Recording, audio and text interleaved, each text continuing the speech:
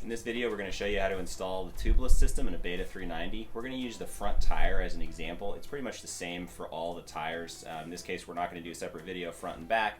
Let's follow the same process, same set of instructions. Make sure that you carefully read through the actual instructions that come with the Tubliss kit in addition to watching this video all the way through before you get started, because there's a lot of complicated steps and there's several places where if you go off track a little bit and you don't catch it, it's possible to get all the way through and realize you've done something wrong or maybe even damage the system. For this job you'll need all these tools. Complete list is in the description down below. So when you do this job, you're going to want to make sure that you follow the instructions really thoroughly.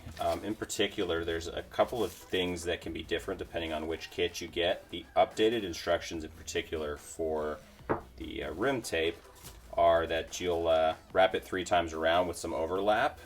So make sure you check the instructions carefully for that. One thing to note is that there are some discrepancies in the various pieces of the instructions. So if you look in the instruction kit, it actually says to tighten the rim lock nut to 9 foot-pounds. But if you look at the sticker that you'd affix to the rim, it shows 11 foot-pounds. So you want to make sure that you follow the updated instructions. I'm guessing that these stickers are probably old stock or something like that. One other thing to note when you're doing this is that the system's much more reliable if you use slime or some other kind of tire sealant while you're putting it together. And it's important to note, they've highlighted it here in the instructions, but there's a couple of different methods for getting the tire back on the rim.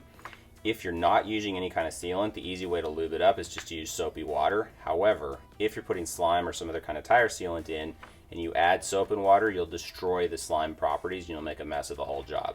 So when you are using slime, you'll want to use something else to get the tire up on the rim.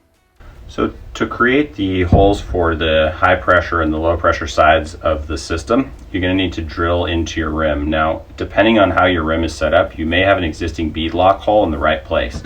To do this, you're going to need holes for these two components to be 4 spokes, exactly 4 spokes from each other. Sometimes the bead lock is on the other side of the tire, or on the other side of the rim, sorry, or some other location. In which case you would just take the valve stem hole, count 4 spokes, and drill the new hole there. In this particular rim, there are already 4 spokes apart, the bead lock and the original valve stem hole. So I'm just going to drill out one of them. It's a 7/16 drill. And you want to try to get it nice clean hole, and then of course sand it up to clean it up so there's no rough edges. If you have an existing bead lock hole somewhere else on the wheel, when you drill the new hole, you'll need to use that little plug to create something for the pressure of the high pressure inner tube to press against and not kind of ooze out that existing hole. So use that plug to fill it. That was probably the most painful thing I've ever done. We're going to take a moment, clean up all the shavings, sand this down. You don't want any of these metal pieces actually left anywhere in here. When the high pressure tube is under pressure inside here, it's going to squeeze down around all of these. And any of those little bits of aluminum that are stuck in there are going to go right through it.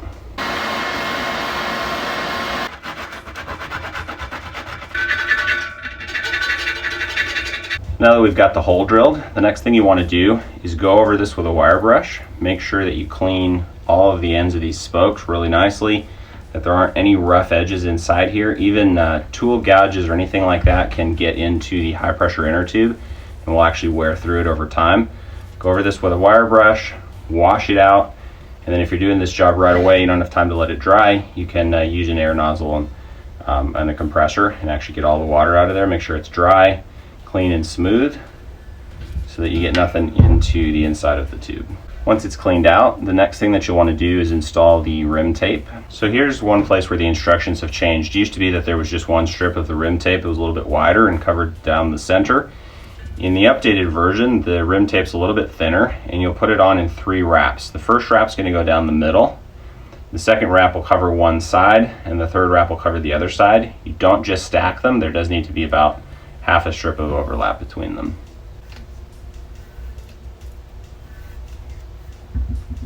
So there's the first round. I'm going to do the second one going off to the left hand side here. We're just going to work up a bit. So that's about a half a tape's width offset from the original run. So one thing here is you're not trying to stretch the tape. It stretches a bit as you unwrap it, but I'm letting it go a little bit slack before I lay it down. So we've come back to the original point, so go just a little bit past, and then we'll cross back over. Do the same thing down the other side. So we're back around on the third wrap. We're going to overlap just a little bit and then cut it off.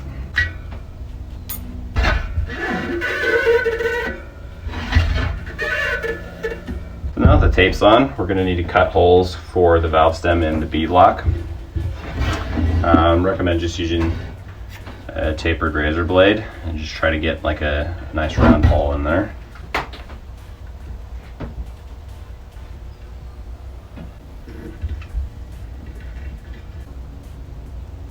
So the next thing that you need to do is make sure that you get the high pressure inner tube and the red liner valve stems lined up with the holes that you now have in the rim.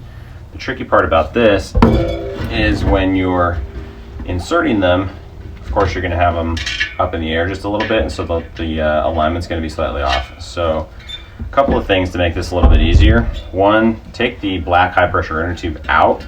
We're going to slime this one. Better if you use Armor All, but I don't happen to have any at the moment. So we're going to run some slime just all the way around the outside of it just to act as a lubricant. And then we're going to hold it up against the rim, and we're going to get these two valve stems lined up just right. Get this black inner tube back inside the red carcass, and then we're going to put the whole thing on the rim. A couple of things to note. There's a couple of nuts on here. This inner one, turn that around so you guys can see. This inner one needs to stay in place. That's actually what's going to hold that on the inside. And there's another nut. There's another nut that will go on the outside. However, per the instructions, you don't ever actually tighten that down. It just stays in there to prevent it from pulling out and if anything happens. The other thing is you'll have to take the nut off of this bead lock mechanism in order for this to come all the way through the rim properly. Once you get everything lined up, you can go ahead and drop it on.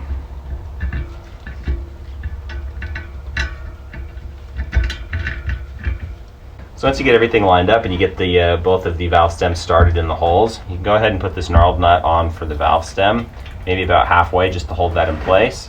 We'll put the nut for the bead lock on. You can press that in a little bit and hand tighten that one. And then we're going to go ahead and dish this whole thing onto the rim. There's a little bit of a method to it. Start with the valve stem and work away from the valve stem around to the bead lock. That way you don't put any pressure on any of the parts of it. If you go the other direction, you risk squeezing something the wrong way.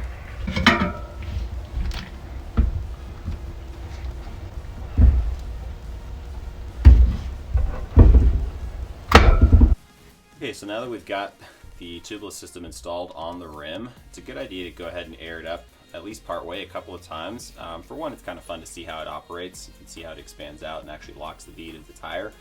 But also it helps everything to settle into place, make sure that the carcass and the inner tube are nicely lined up with each other. So let's go ahead and give it a shot.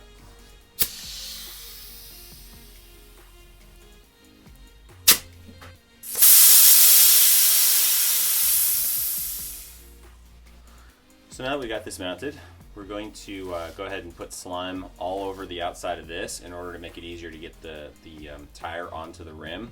I want to reiterate once again that I'm using the slime method. If you're smart, you will also use the slime method.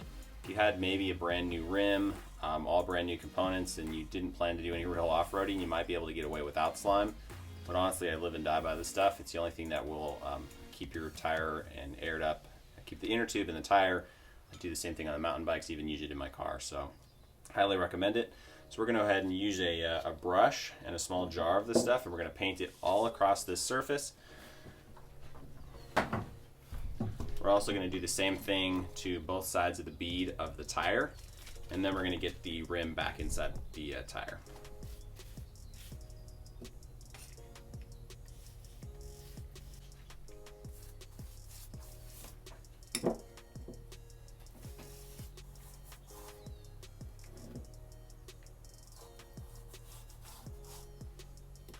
So the next step, once you get everything lubed up, is you'll use this blade that comes with the tubeless kit. We're going to actually use that as a guide. We're going to press down a bit on the tire to expand it, and what we want is for the rim to sit down inside the tire all the way around. So we'll have to use a tire iron and work it around. The idea is that you get both sides of the tire around the rim, and that way you're not crossing the bead of the tire across the top of the rim under pressure when it's tight, and you're not scraping across the tubeless system. Start with the bead lock down.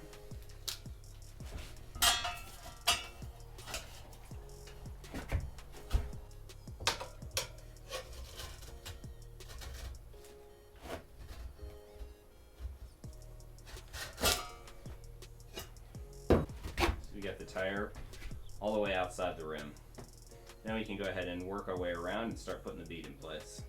So we're going to work our way around. We're going to start opposite the bead lock and try to get that bead on and bring it back to the bead lock.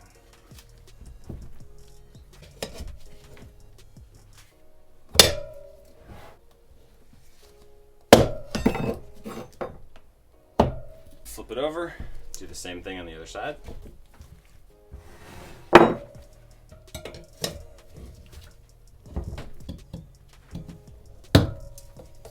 There it is, mounted on the rim. So we're going to take the valve cores out, and we're going to actually add slime into both the outer carcass and the inner high pressure tube.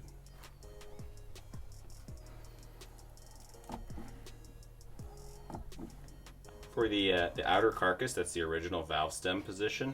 I put 12 pumps from this in. I don't know exactly how much that is, but I want enough in there so that it can get all around and coat the inside surfaces, but not so much that it cause balance problems or add too much to the rotating mass. For the inner high pressure tube, it's a much smaller volume. I'm just gonna put, I don't know, maybe 3 or 4 pumps in there. If I pump as much as we put in the outer carcass, I'd probably fill it up, so.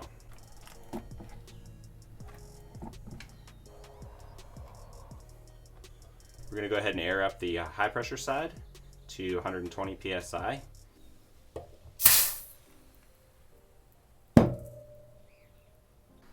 So now that we've got 120 PSI in that inner rim, we'll go ahead and put the dust cap on and then tighten this nut down against it. So now we can go ahead and tighten down the bead lock. It's 108 inch-pounds, 9 foot-pounds. So at this point you can go ahead and air up the low pressure side to whatever PSI you want in the outer tire. And then you can put the wheel back on and you're good to go. There you go. That's how you install tubeless on a Beta 390. Pretty much the same for any dirt bike. Thanks for watching, guys. We appreciate your likes and subscribes if you find the content useful, and we look forward to seeing you next time.